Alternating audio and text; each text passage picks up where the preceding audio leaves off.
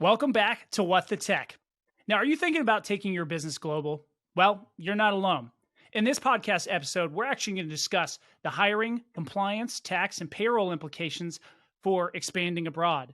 And we'll also explore how new technologies and strategies are actually emerging to tackle these long-standing impediments to international expansion. So join us today as we examine what it takes to go global with your business. Let's go.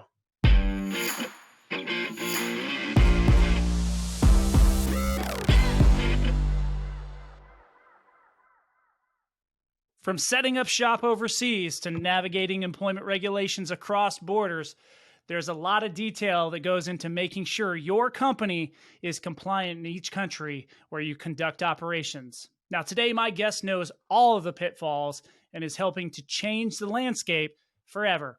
In the past, Peter was killing it with me trying to sling in PEO solutions like modern day madmen.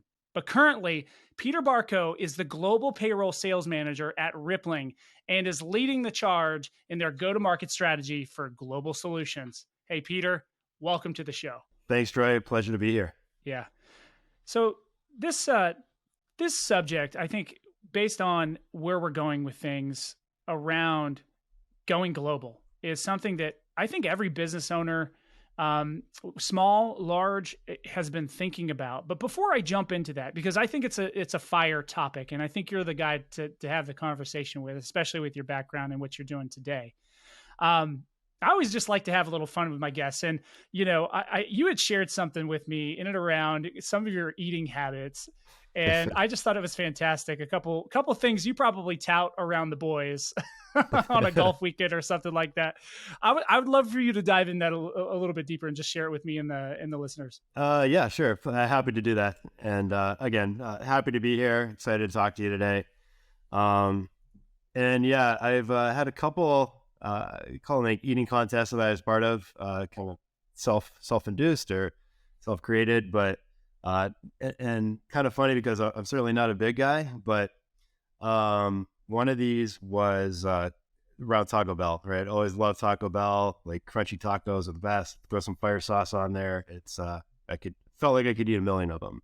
So I'd eat 10, I'd eat 15, and my buddies would be like, I think I could eat 20, I could eat 25, and I weighed like 130 pounds, but never really like got around the opportunity to do that until this one day when best buddy from high school was going through a breakup, was really depressed. I'm like, today's the day. I'm going for 25 tacos. Let's go to Taco Bell, just something to distract them.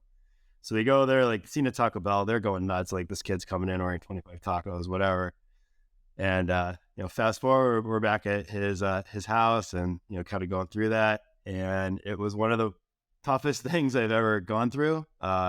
Getting up to like 15 was kind of no problem. And then, you start slowing down and I'm getting to like 20, 21, 22. Like I'm eating the tacos and I'm feeling them not even like making all the way to my stomach. They're like stopping like halfway through, like really like there's no room at the end. So I unfortunately had to throw in the towel at 22. As 3 tacos away, really painful, kind of admitting that. So a failure to get to the goal I wanted to get to, but I had that, and then followed that up with McNuggets eating challenge a few years later when I lived in New York City. And that challenge was so it was a team challenge actually. So this was like 2 people against 2 others, and who could get to 50 McNuggets first. So again, like started out pretty fast, like, got through 20, like no problem, slowing down after 20. I gotta tell you, I love McNuggets, but after 22 tacos or 22 McNuggets, they start tasting like chemicals. They are not good. It was really, really getting pretty brutal. But ended up becoming like a photo finish, surprisingly enough. Me and my buddy against the other 2, we were at 49. We were each eating the 50th McNugget like at the exact same time. And it was like too close to even like predict a winner. So we actually had to go to overtime. We like went and got like ice cream as like the tiebreaker. And luckily we won that tiebreaker. But the thing that I'm not mentioning there is the other 2 people we were competing against were 2 girls who were even smaller than us. So pretty impressive that they were able to make it that far. And gotta tell you, I didn't eat tacos for a really long time after the taco challenge, and I didn't eat McNuggets for probably 3.5 years after that one. it's like in small amounts. I think I eat too much throughout the day, but I can't eat a ton at one time. And for somebody your size, I'm 255 pounds, man. For somebody your size, and I'm sure you were much smaller back in high school, chugging down that kind of level of tacos and or McNuggets, man, that's champion stuff. Appreciate that. Yeah, it definitely took some fortitude to get through that. That's right. That's right. Probably, was good skill building for sales, right? Definitely built some resilience for sure. Yeah. How many things do you have to swallow, including your pride, to do sales? As long as you and I have, right? Yep. 100%. Yeah.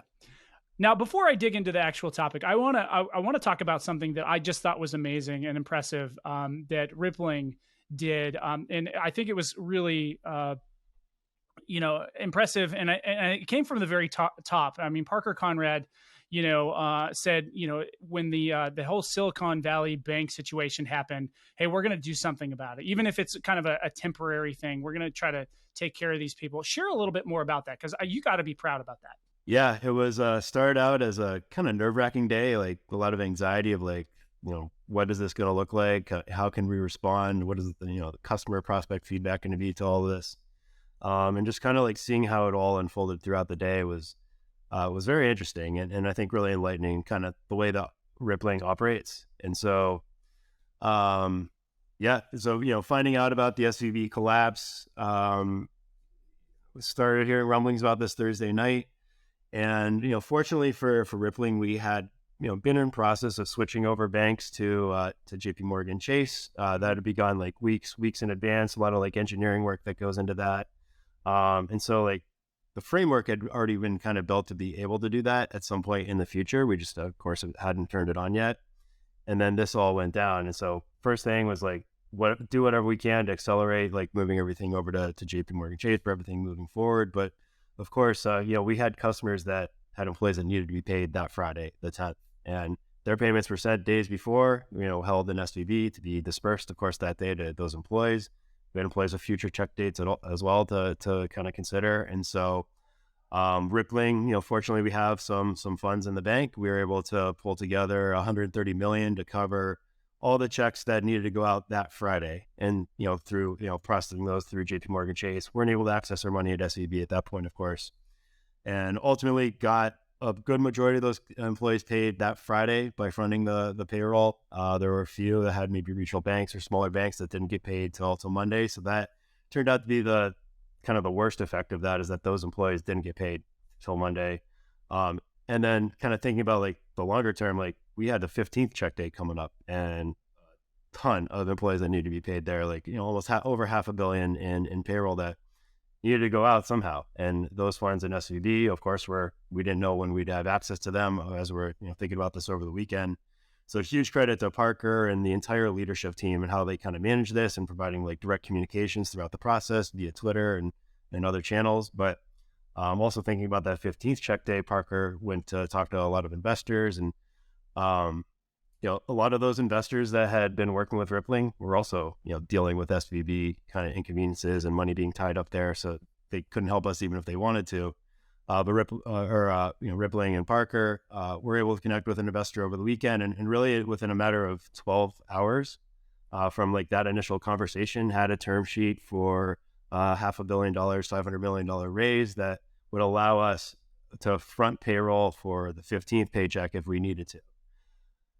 Fortunately, like things worked out, we were able to access our money at SVB, but still chose to honor the terms that we had agreed to with that investor. And just like that, we had our Series E raise of $500 million.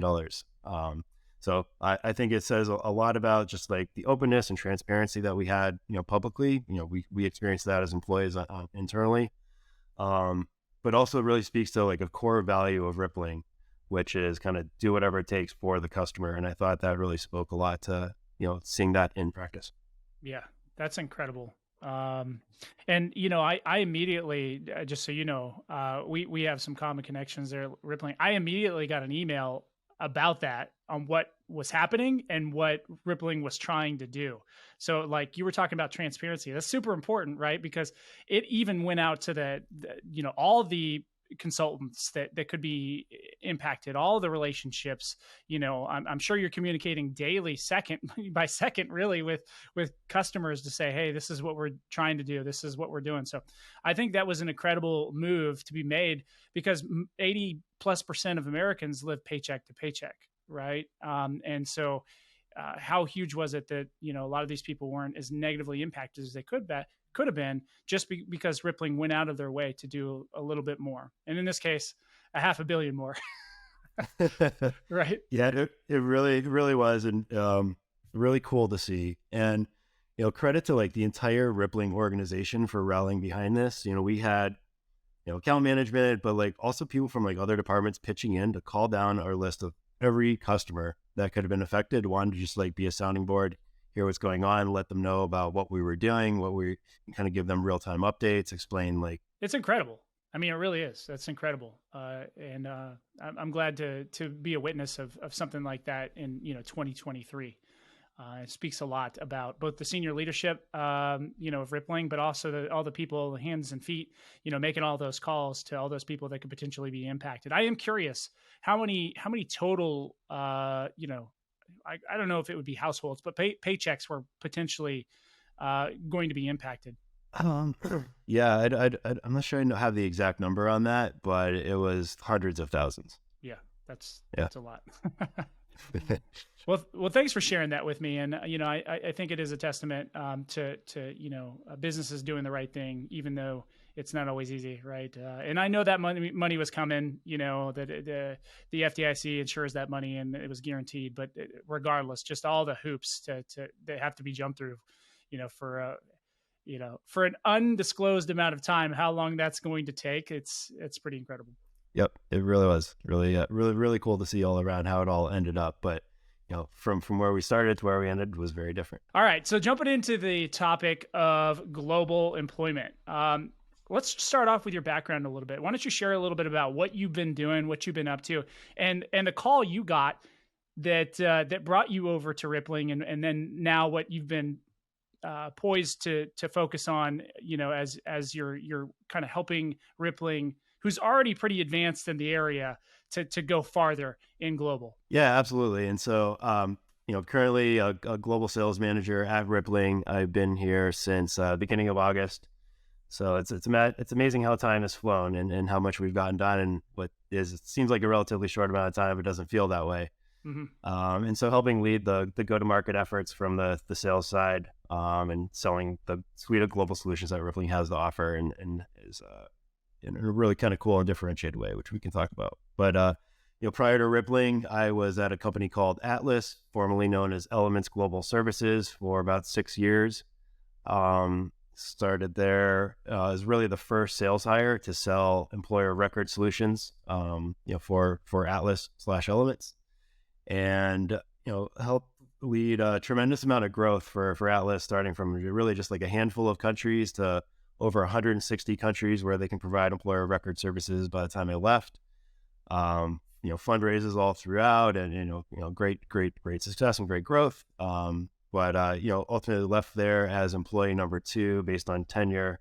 We had some employees that were helping get like domestic PEO services off the ground in the beginning, but pretty quickly pivoted to be an EOR specific company, and helped develop a team there, and again led a lot of growth there, and excited to recreate that here at Rippling in a much different and bigger way. Yeah, and incredible. So what have you seen in the marketplace as time has gone on? Because I think nowadays more so companies are thinking global, right? They're thinking global. How do I access markets, and then how do I access talent in those markets so that I can have a presence? Yeah, it's certainly evolved quite a bit, and even more so over the last few years. It's really accelerated. But back in the day, like 10, 15 years ago, there weren't many options. If you wanted to, hire someone in another country, you could maybe hire them as a contractor if you knew about that, or you would have to go and figure out how to set up an entity and all the other infrastructure that goes with that, set up a bank account, find someone to do payroll, HR, legal, employment agreements, all that, compliance, tax reporting, a whole host of things. And it takes a lot of time. It's pretty expensive, and it can be complex, and it's a lot to stay on top of. And so, the employer of record market, first of all, employer of record wasn't even a word that was used up until maybe like 5, 6, 7 years ago. If you would look up EOR, even just like 3 or 4 years ago, you'd get enhanced oil recovery would be the first. It'd be like all of that on page one. You wouldn't see anything about EOR. So those are kind of like the two ways to do it back in the day. And then you had a couple players that came in with like this, what is now an employer of record model where you could contract with them here, say in the US, if you're a US company, and they, through like a network of partners, would somehow be able to like find an entity that they could put an employee on and be like this kind of patchwork way of being able to do it. But it was cheaper, easier than trying to set up your own entity. It's very like services oriented, very manual, like actually like using phone calls to get things done. Things that might have been done by emails, like Word documents, you're redlining these documents, and just like, certainly no technology around it, but like, a very clunky, like disjointed system where you're not actually even connected to the actual entity that's the legal employer in these other countries.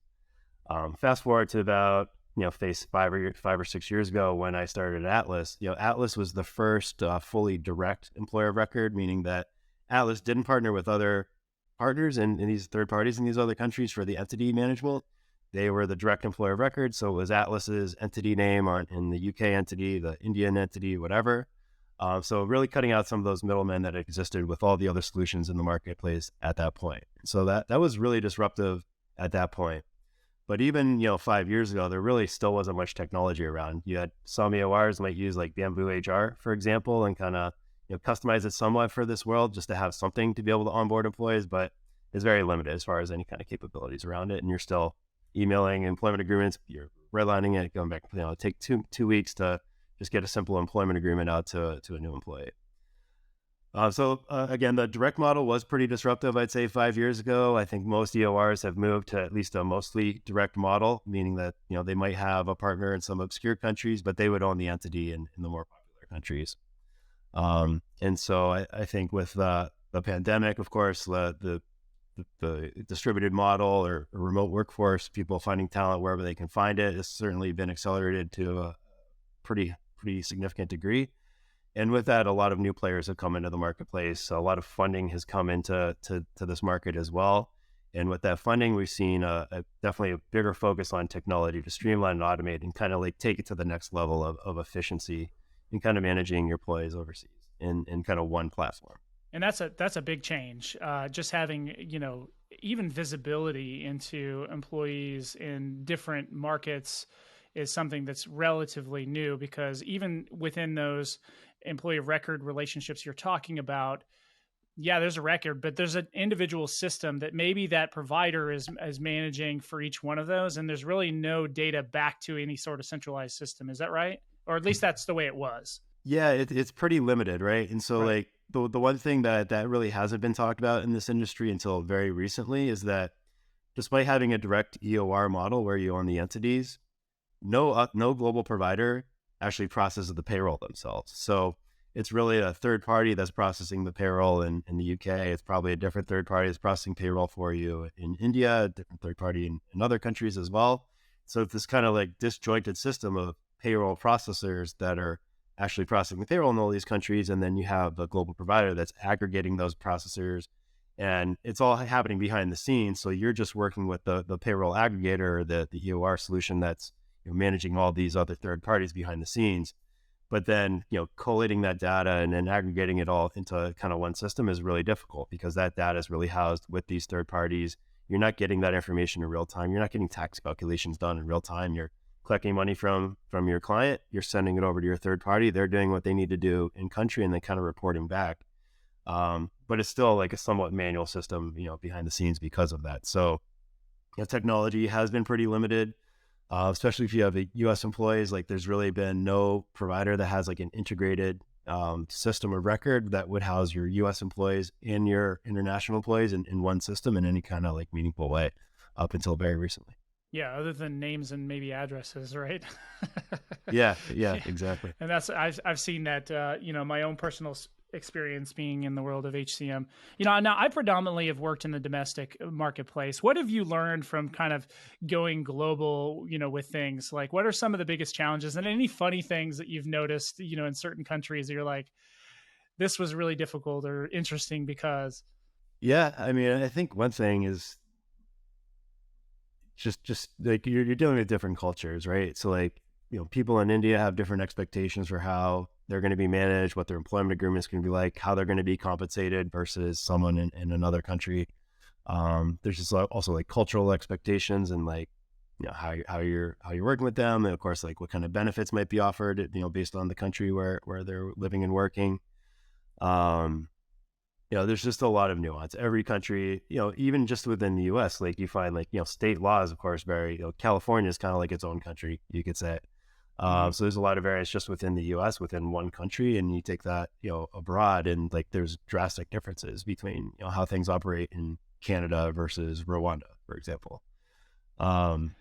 So I think it's one thing that's really cool about this though, is that it does allow you to kind of create jobs and create opportunity for, more developing nations that wouldn't have access to work with, well-known American companies or just, other companies outside their home country at all, from these more developed nations. And so I think it's a great way to kind of bridge cultures, bridge people across the globe, but do it while giving more opportunity that they wouldn't have otherwise. So I think that's been a really cool thing. Trying to think of something funny. It's people, there's not a lot of humor when it comes to like people's payroll and their benefits. They do take this pretty seriously. Let me think on that part. Yeah, no, it's okay if you don't have one. I mean, it is a very technical business, and I think there's definitely nuance between different cultures and so forth. I was just curious if there was any like extra special hoops you had to jump through, in a particular country just to even get connected and make things happen. But for global, just in general, like what are the options? Like, you mentioned a couple, right? Like, but like today, what's available, and why are there different types of strategies, and then maybe what do you think is the future of like you're gonna see evolve more? Yeah, I mean it's really, so there's those two traditional options of hiring someone as a contractor or setting up your own entity and managing those employees under your entity in these other countries. The really cool thing that's been brought to market over the last decade is this EOR concept. That's really like a perfect kind of like middle ground, right? Mm-hmm. So I think, the way this evolves over time is like, I think companies will still start, hiring contractors in a new country. It's a good low barrier way to be able to access talent. Keeps your costs relatively low. You're not paying the employer costs. You're able to kind of test new markets without creating like any kind of permanent long-term infrastructure.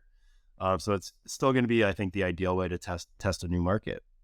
And then I think ultimately, like if you have like great success and you want to hire 100 people, like I think it's always going to make sense to probably, set up your own entity at some point and, bring all that infrastructure in-house. But I think, the new evolution is like really being able to leverage an employer of record solution as kind of like that middle ground where you're not ready to hire, more than like 10, 15 employees, but you have one person who's been working for you for a long time and like they're really part of your organization, right? They might be a contractor as an employment type, but everything else about what they're doing and how they operate within your organization is like a full-time employer, like, like a true employee. And so you want to have a way to kind of recognize them, give them the statutory protections they would have if they're an employee in these countries with an employment agreement, and like commitments around like severance down the line or benefits, statutory benefits, supplemental benefits, all these things. So EOR is a great way to kind of recognize that, continue hiring more employees, eliminate the misclassification risk that you have if that contractor is really looking, feeling, and operating like an employee. And that misclassification risk is real, especially in some of these countries that are really highly regulated. Like you could be in six-figure fines and costs, easily over just one employee if they're misclassified. So like EOR gets rid of that misclassification risk, makes that, contractor/employee feel like, really more appreciated part of the company, but you're not setting up an entity and creating all this long-term infrastructure that could be really tough to unwind if you did change your mind. And maybe your products aren't selling that well there anymore. And so EOR just gives you a lot of flexibility that you wouldn't have otherwise. Solves the misclassification risk, makes the employees feel whole, and allows you to test maybe 10 markets at once, pick the 5 that work best, set up an entity in those ones, tell your EOR, we're canceling this country, and that's that. Because the other thing that a lot of people don't think about that EOR helps solve is that as hard as it is to set up and as costly as it is to set up an entity, it can be 10 times more costly and more difficult to close down an entity if you change your mind. Oh, really? I didn't even think about that. But so it's more complicated to kind of close things down. Have any examples of that you've seen that where it didn't go well? Yeah, I can think of a few examples. And I mean, one of the things I always hear, whether it's at a conference or talking about an individual prospect, is like, I wish I knew you guys existed 5 years ago when I either tried to hire or set up an entity in whatever country, or what I would hear often a lot as well is like, I'm still trying to close down this entity from 10 years ago. I could think of a CLO, the chief legal officer that I talked to a few months ago, someone that I'd worked with actually, and she was telling me that she's like, they had an entity in Thailand that they started closing down over a decade ago, and it's still open. It hasn't had employees on it for over a decade, and like still hasn't been able to close it down. And that's probably just the pace at which they work in different countries, because it maybe is not a priority for them, but you want it off your books, right? And that's a scary thing. Whereas, a relationship that already exists there and probably will permanently exist there, entering into the right partnership, say with a Rippling or that type of model, will prevent you from even having to deal with the complexities of that problem. Yeah, 100%. Right. So how does one ensure compliance in all these countries? Like, that seems like a tall glass of water in my mind to think, okay, the United States is very complex. I mean, you just think if you just got rid of every other compliance law and you just had to deal with tax law, that would be enough, right? And then you add all of these other things to it. So like what's the level of fear for a lot of these people entering other countries? And then like, how are you kind of mitigating that with at least the approach that you take there at Rippling? Yeah, that's a great question. I think, it depends on your risk tolerance, of course. And like, we'll see, like, especially like startups, they have a higher risk tolerance. They're willing to go the contractor route, maybe take the misclassification risk from a compliance perspective, and kind of like push that, to the, red line as far as they can. But ultimately, if you're looking to raise money, or ever going to be a part of a M&A transaction, like, you need to have your books shored up. And so, getting rid of that misclassification risk becomes more important as you scale the business and kind of get to that next level. And so really, like, the only way to do that, traditionally had been setting up an entity and finding a lawyer, finding, tax experts and people that can kind of manage all these aspects of it. And so that's where like EOR is just like this perfect solution where like, you don't have to worry about it. Like, the EOR has it. And with EOR, like, you're offloading 100% of the employer risk and liability, because the EOR is the entity in whatever country we're talking about. You have no physical presence over there, and your employees are employees of that EOR. Mm-hmm. So if anything did go wrong, if a payroll task got missed or anything, from a compliance perspective would incur a fine or penalty, then it's the EOR that bears that responsibility and liability. And you can kind of say, let me know how I can help you out here, but glad I don't have to worry about that. And so it really gives a lot of peace of mind around that for the present, but also for the future. And I would suspect that the onboarding process is equally as simple when you've got somebody who's hiring a lot of people in a particular market or country, right? So maybe talk about what does that look like in comparison to maybe them trying to do it alone. Setting up an entity is its own thing, right? But when you're talking about communicating over different time zones in maybe different languages, maybe talk about like some of the advantages of this model in just that overall experience for the employee, and particularly maybe go into onboarding and kind of day to day. Yeah, absolutely. And certainly the example where like comparing this to setting up your own entity, it's like, 9 day. They're not even close, right? Like, yeah. If you're thinking about like China or Brazil, like easily like 18, 24 months to be able to have an entity ready to hire. It's going to be many months in other countries as well. So of course there's that, but then I think it really pays to have someone with local market expertise. It's going to have, starting with an employment agreement, which well-crafted employment agreement is going to really protect you and the employee for anything that could come up in the employment relationship. And so it kind of starts with that, having a really good, rock solid, customized, localized employment agreement in local language if it's a non-English speaking country, and with things that would be customary for that organization or for that country as well. Like, there's certain terms or provisions that are very common in India, for example, versus others. So having like an experience that is localized to what the employee would expect, I think, provides a lot of comfort for them that, like, all right, they understand they might be in the US, but they understand what it's like to, be an employer here in my home country. So having that local market expertise is certainly important. Being able to offer competitive benefits that they would be used to, knowing what those are to begin with, knowing like, what's competitive for that market. You really want a partner that can help you navigate that. If you can have technology around the onboarding experience, that also helps. Like, that didn't really exist a few years ago, but I think a lot of providers have that, technology that helps, streamline and smooth out that process so that it's relatively low lift on the employee side. And, feels like, this company's done this a few times. So they got me. And then, from an ongoing basis, it's, again, that local subject matter expertise for that market of, what's going to be expected for that employee, someone local that they could reach out to with questions, a platform where, they feel like part of your organization and not just kind of siloed and like off on their own. They can see like the org chart and where they sit in that org chart. Maybe even interact with fellow employees through that platform. I think all those things help and make an employee feel included, even though they might be off on their own or maybe working from home in a country where you don't have a presence otherwise. I'm curious, as you kind of see this happening in real time, are there particular countries where you're seeing a desire for more US-based companies to go into because there's a particular set of skills or talent in that area that's being developed? For example, I know that Eastern Europe or Ukraine, for example, there's lots of really good software engineers. We've known India has had that for a long time, right? A lot of quality engineers in those areas. So, like, are there any other like hot spots that, where you're seeing like a lot of people flood to and want access to talent? Yeah, you mentioned a couple good ones. Certainly India, I think, started this or became first popularized for this. Eastern Europe, I think throughout Eastern Europe, we're seeing that through the entire Eastern Bloc, where wages are a little bit lower, but there's still a lot of talent.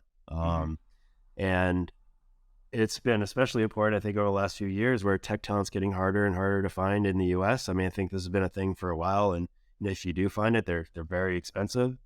And especially with the current macro environment where companies are looking to control costs or save where they can, but they still need to grow. They still need to build their products.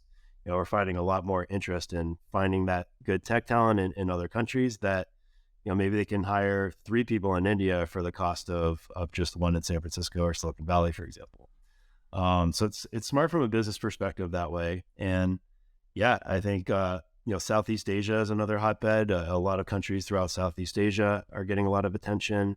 I'm also seeing Latin America has blown up over the last few years. Costa Rica, I think, kind of started it, but also Colombia, Chile, really all throughout Latin America. There's a lot of good tech talent to be had. Colombia is another one.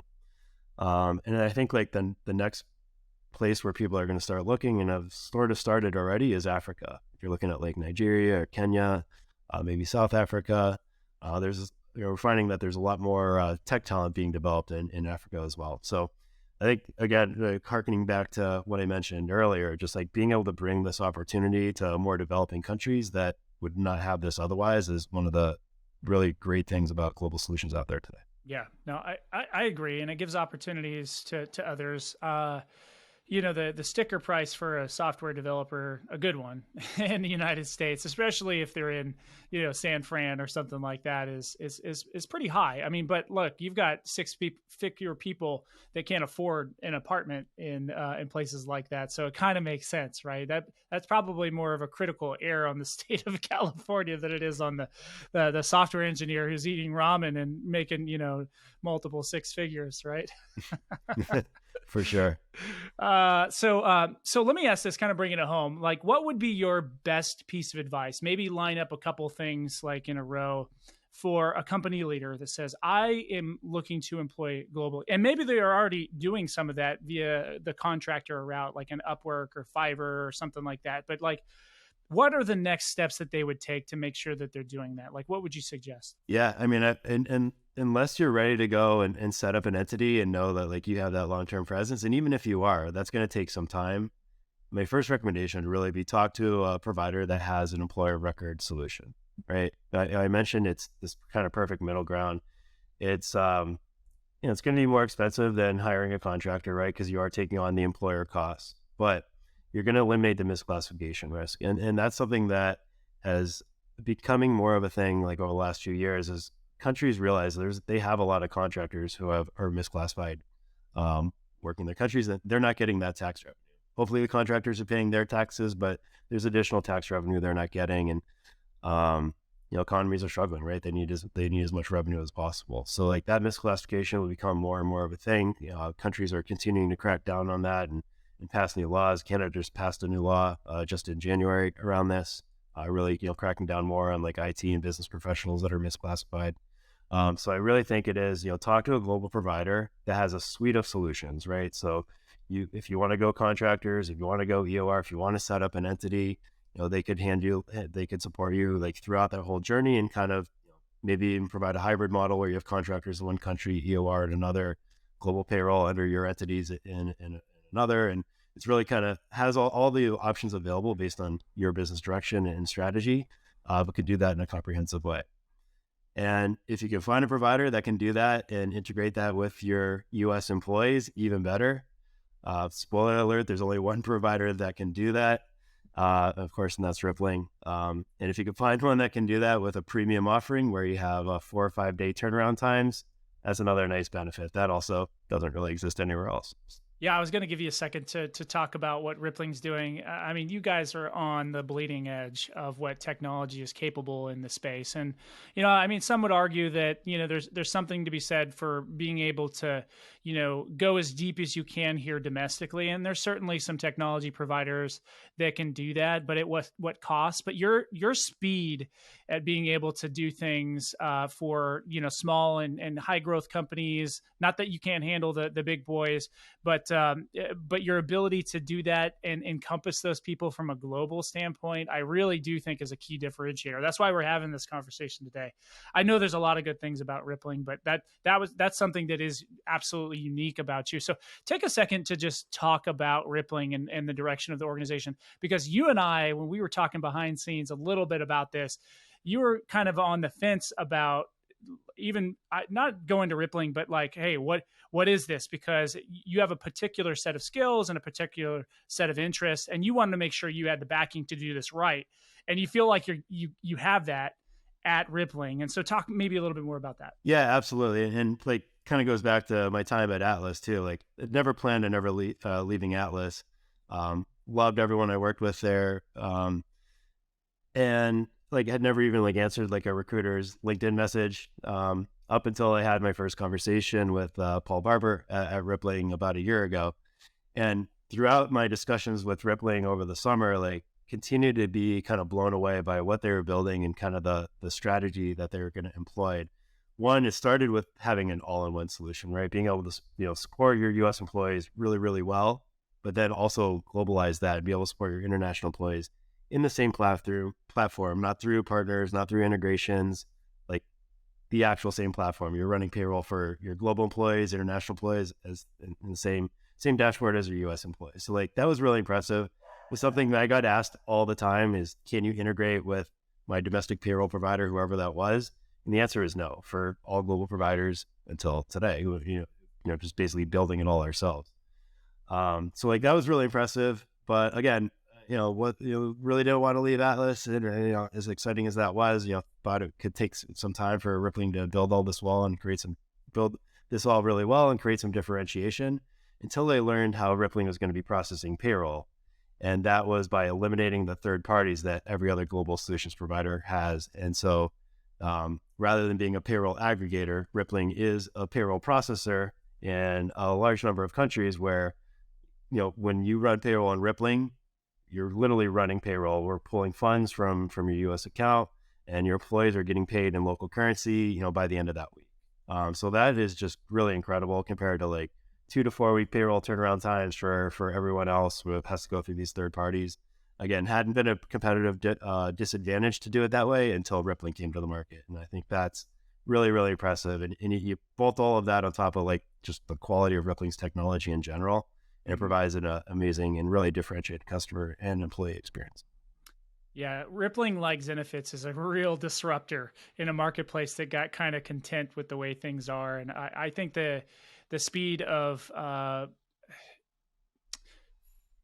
development that I've seen from Rippling, I've never seen before, especially with all the stuff that you guys do with the IT and so forth. It's pretty incredible stuff. So I do want to bring it home here with just by asking you, like, first of all, Peter, great conversation, man. I think you have a lot of knowledge that you could still release on some people. So I hate to bring it to a conclusion, but I always like to ask, where can people find you, connect with you, chat with you, harass you, or even listen to you on other podcasts?